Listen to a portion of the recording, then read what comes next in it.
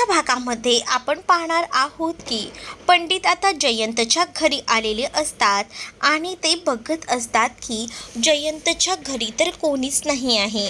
जयंत एकटाच होता आणि जयंत आता त्यांना पाणी देत होता.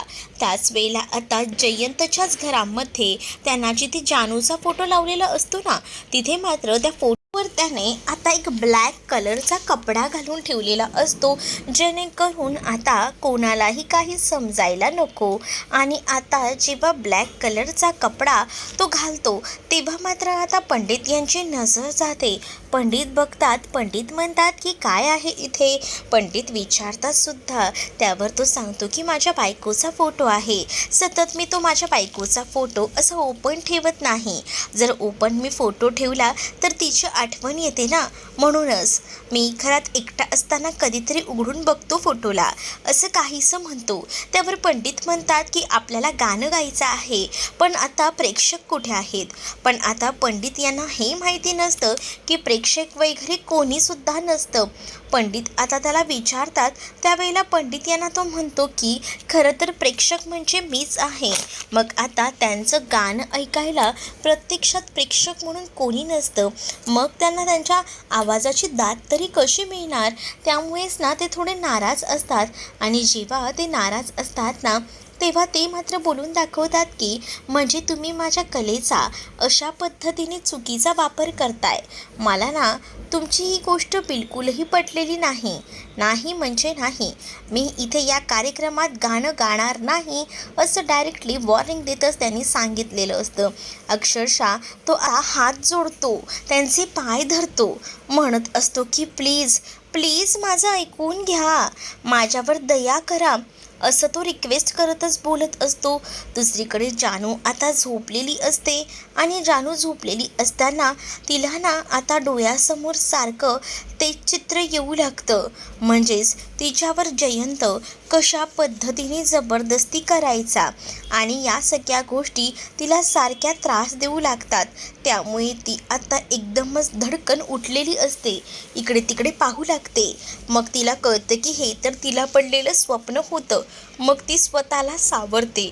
तर दुसरीकडे मात्र आता पाहायला मिळतं जयंत त्या पंडितांना रिक्वेस्ट करत असतो आणि म्हणत असतो की प्लीज प्लीज माझं ऐकून घ्या, मी काय म्हणतोय ते. पण ते पंडित ना आता काही झालं तरी ऐकायला तयार नसतात. ते म्हणत असतात की जर इथे कोणीही नसेल ना तर मी गाणं गाणार नाही. मग आता तो म्हणतो की प्लीज मला तुम्ही थोडं समजून घ्या. पण आता ते पंडित ऐकायला तयार नसतात.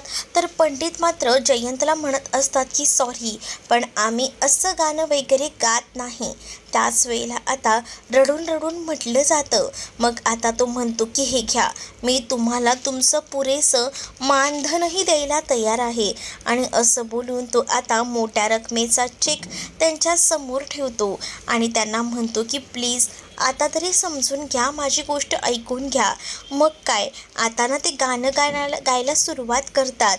हृदयात वाजे समथिंग हे गाणं त्यांनी गायला सुरुवात केल्यानंतर इकडे मात्र आता जयंतला त्याची जानू आठवू लागते. जयंतला फक्त आणि फक्त जानूचे भास होऊ लागतात. म्हणजे जेव्हापासनं जानू गेली होती ना तेव्हापासनं एकदमच आता या घरामध्ये या पंडित यांचा आवाज घुमू लागला होता. आणि त्यामुळेच ना या पंडित यांचा आवाज घुमू लागल्यामुळे कुठेतरी जाऊन जानूची आठवण ना आता जयंतला येऊ लागते. जयंतचा डोळा कधी लागतो ना जयंतला सुद्धा कळत नाही. इतकं मंत्रमुग्ध गाणं एकदमच गाऊन ना खूपच जास्त आनंद आता होत असतो. आणि एवढा आनंद त्याला होतो की तो शब्दात व्यक्त करू शकत नसतो. त्याला असं वाटतं की त्याच्याबरोबर त्याची जानूच आहे, पण जानू त्याच्या कर्मामुळेच त्याच्यापासून लांब झाली होती. दुसरीकडे जानूला आता भास होत असतात, त्यामुळे ती अस्वस्थ असते. रवी आणि सुपर्णा हे दोघंही जण आता येऊन पोचलेले असतात. आणि तेव्हाच ना ते मात्र आता त्यांचं बोलणं सुरू असतं. सुपर्णा म्हणत असते की थांब, मला आनंदीला भेटायचं आहे. मग आनंदीला आपण भेटून घेऊया. तर तिथे असणाऱ्या पिऊनला, म्हणजे ते हॉस्टेलला गेलेली असतात आणि त्या पिऊनकडे जाऊन ते रिक्वेस्ट करत असतात, पण असं आम्ही बाहेर भेटायला देऊ शकत नाही. तुम्हाला जर आनंदीला भेटायचं असेल तर तुम्ही इथे आतमध्ये या आणि लॉबीमध्येच भेटू शकता आणि ते सुद्धा आमच्या परवानगीवरच, म्हणजे तुम्हाला अशी परवानगी आम्ही देऊ शकत नाही असं देखील म्हटलं जातं. त्याच वेळेला आता खूप जास्त बिथरलेली इथे सुपर्णा असते. सुपर्णा म्हणत असते की मी तर ना तिची आत्या आहे. मग आता तुमची आयडेंटिटी दाखवा. तिथे जाऊन टीचरना सुद्धा त्या पिऊननं बोलवलेलं असतं आणि मग काय पिऊनला सुद्धा सांगितलं जातं की बघा माझा आयडेंटिटी कार्ड सुपर्णा म्हणते आणि मग सुपर्णा आयडेंटिटी कार्ड दाखवते. दुसरीकडे आता विश्वा जो आहे तो जायला निघालेला असतो आणि विश्वा जात असतानाच जानूला मात्र आता तो म्हणत असतो की काय झालं आहे, इतकी अस्वस्थ का आहेस. जानूला घराबाहेर पडायचं नसतं म्हणून जानू नाही म्हणत असते. विश्वा शूज घालत असताना ना त्याला आता भास होऊ लागतात आणि मग त्याला असं वाटत असतं की ह्या शूजमध्ये काही गडबड आहे का, कारण त्या शूजमध्ये ना कालच जयंतने एक चिप बसवलेली होती जेणेकरून आता हा विश्वा कुठे जाईल ना या सख्याबद्दलचं रेकॉर्ड त्याला समजेल. वीणा आता दारात उभी असते. तेवढ्यातच ना तो व्यक्ती आलेला असतो, जो व्यक्ती यांना आता मोठ्या अडचणीत टाकणार असतो. त्याने आता भरपूर अशी कॅश आणलेली असते आणि तो आता सांगू लागतो की खरं तर ना मी तुमच्याकडे ऑर्डर द्यायला आलो आहे, म्हणजे आता 100 किलो दळण हवं आहे, म्हणजे पीठ हवं आहे. तर तुम्ही मला प्लीज 100 किलोची ऑर्डर घ्या माझी आणि मला प्लीज दळण द्या असं देखील सांगितलं जातं. मग उद्यापासूनच या सगळ्याला सुरुवात करूया. मी ॲडव्हान्स पैसेसुद्धा आणलेले आहेत आणि पैसे घ्या असं देखील बोलून तो पैसे देत असतो. त्यावर लक्ष्मी म्हणते की अहो इतकी काही कशाला, राहू दे ना, नको ना असं बोलून ती आता पैसे नको असं म्हणत असते. पण इकडे मात्र आता ते ऐकायला तयार नसतात. ते म्हणत असतात की नाही नाही घ्यावेच लागतील तुम्हाला पैसे, कसं तुम्हालाही खर्च आहे आणि तुमच्यासारख्या माणसांना बघून कळतं ना या जगात अजूनही किती माणुसकी आहे ते, त्यामुळे घ्या पैसे. साधारण किती पैसे आहेत ते, तो 2 लाख समथिंग अमाऊंट सांगतो. एवढे पैसे ऐकून मात्र आता लक्ष्मी आणि वीणा यांची तर बोबडीच वळते, कारण त्यांनी कधीच एवढ्या पैशांची अपेक्षा त्यांच्या बिझनेसमधून केली नव्हती जेवढी आज त्यांना अपेक्षा वाटत होती. आज त्यांना एकदमच चकित त्या पडलेल्या असतात की इतके पैसे, आणि पण असा विचार केला होता का गं एवढा आपला बिझनेस पुढे जाईल म्हणून, बघ ना किती पैसे आहेत ते. आणि असं बोलून आता ना त्या पैसे मोजायलाही सुरुवात करतात. या सगळ्याच्या मागे ना देवी आई आपल्या पाठीशी उभी आहे, हेच मला असंच वाटतंय असं बोलून आता दोघीही जणी देवी आईचे आभार मानत असतात. मग देवी आईच्या मंदिरात ओटी भरायला जायचं त्यांचं ठरतं आणि तेवढ्यातच ना इथे आरतीचाही फोन येतो. आरती म्हणते की आई इथलं पीठ संपलं आहे, म्हणजे पिठाचे पॅकेट्स आणून ठेवा.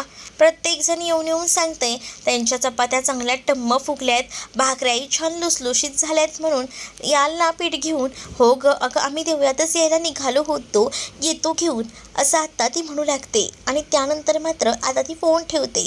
जेव्हा आता ती फोन ठेवते तेव्हा दुसरीकडे पाहायला मिळतं इकडे मात्र आता जयंत हा खूप जास्त खुश असतो, कारण आज आहे ना त्यांच्या घरामध्ये जो आवाज घुमलेला होता तो जानूनंतर आता इतका छान असा आवाज रात्रभर ऐकलेला असतो आणि त्यामुळे ना त्याला बरं वाटत असतं. पण जेव्हा आता तो लोकेशन चेक करतो तेव्हा त्याच्या लक्षात येतं की विश्वा घराबाहेर पडला आहे. मग हा विश्वा कुठे चालला आहे, हा तर मंदिराच्या दिशेने चाललेला दिसतोय. नक्कीच ना बहुतेक त्याच्या आईला आणि बायकोला घेऊन तो मंदिरात तर जात नसेल ना अशी शंका आता येऊ लागलेली असते. तर आता जयंतही घराच्या बाहेर पडतो. तर दुसरीकडे मात्र आता पाहायला मिळतं इकडे बाहेर घराबाहेर विश्वा, सई, जानू आणि त्याचसोबत आता विश्वाची आईसुद्धा मंदिरामध्ये जायला निघालेले असतात. तर जयंत बरोबर विश्वाचं लोकेशन ट्रेस करत असतो.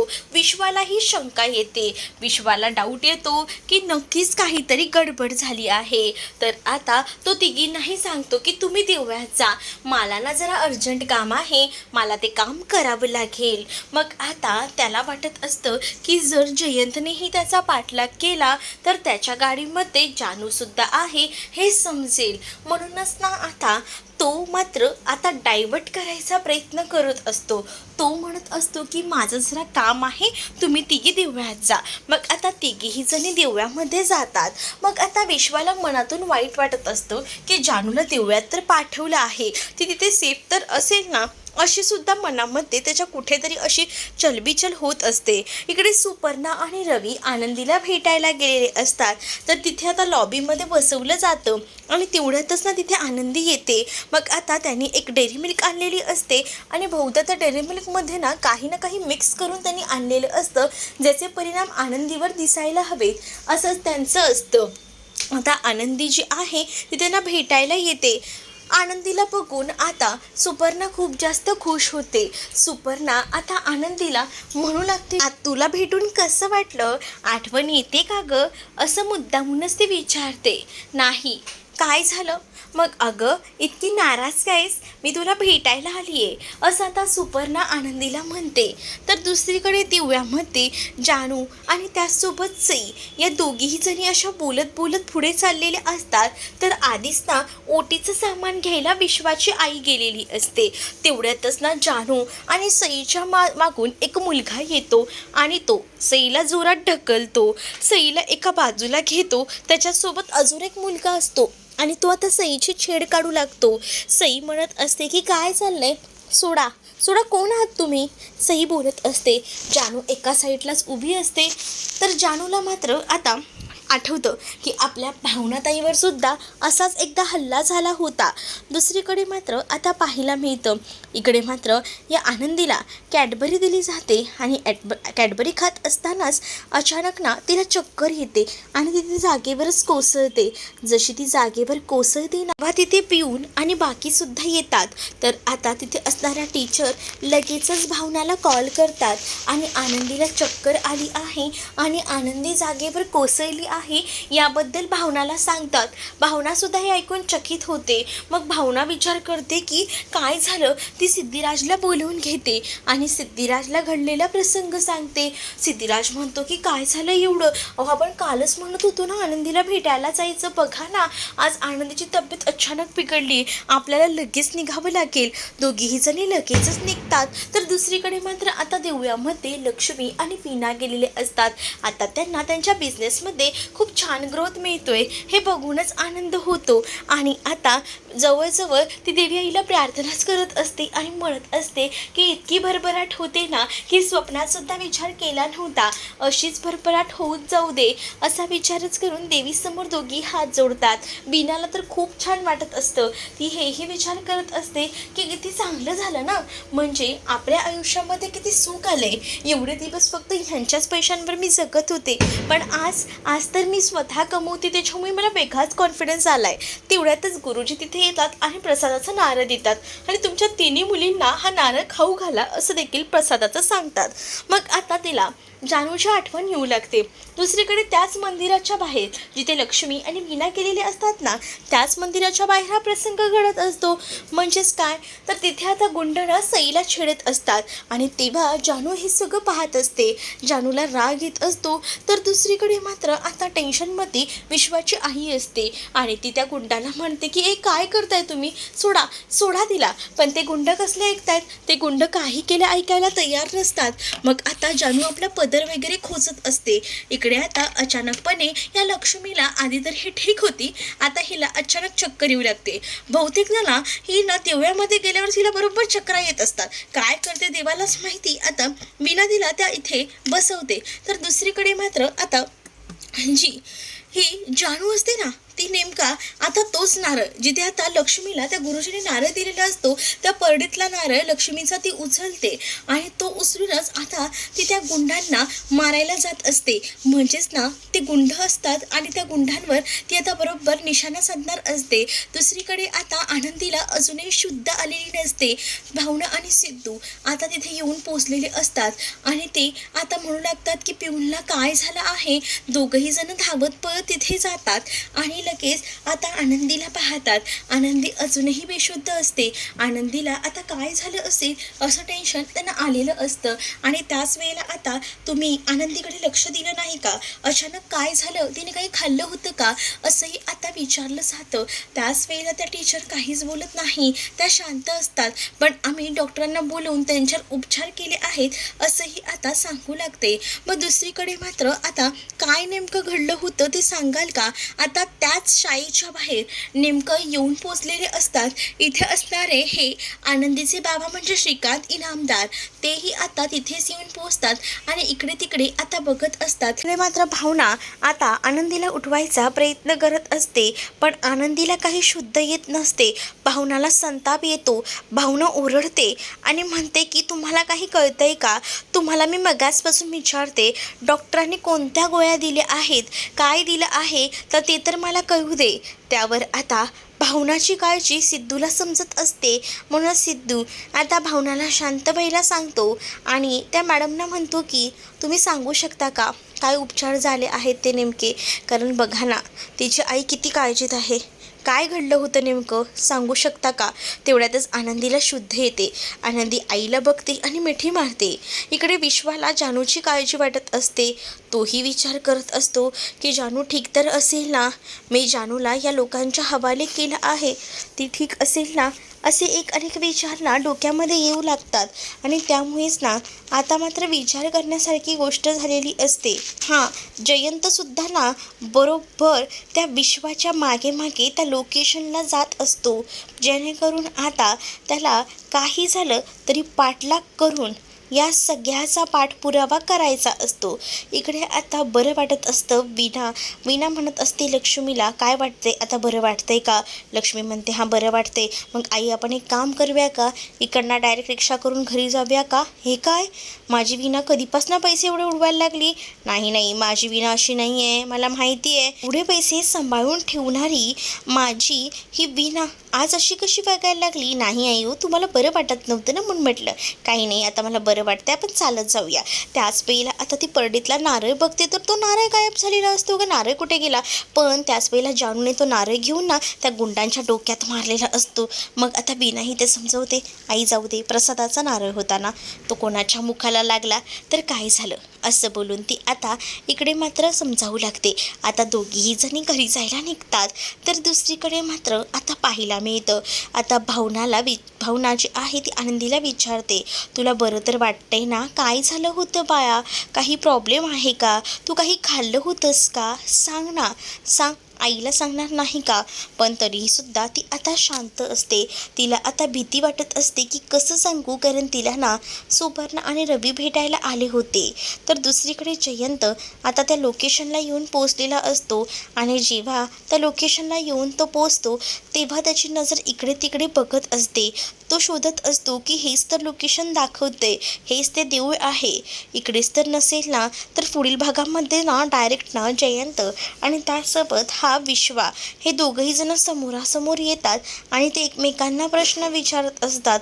म्हणजेच काय, तर मला सांग की कुठे आहे जानू? जानू ना तुझ्या नशिबातच नाही आहे आणि तुझ्याकडे ती येणारही नाही, असं देखील विश्व आता जयंतला सांगू लागतो. आणि त्यामुळे आता जयंतची खूप जास्त चिडचिड होताना दिसत असते. एपिसोड पाहण्यासाठी चॅनलला सबस्क्राईब नक्कीच करा.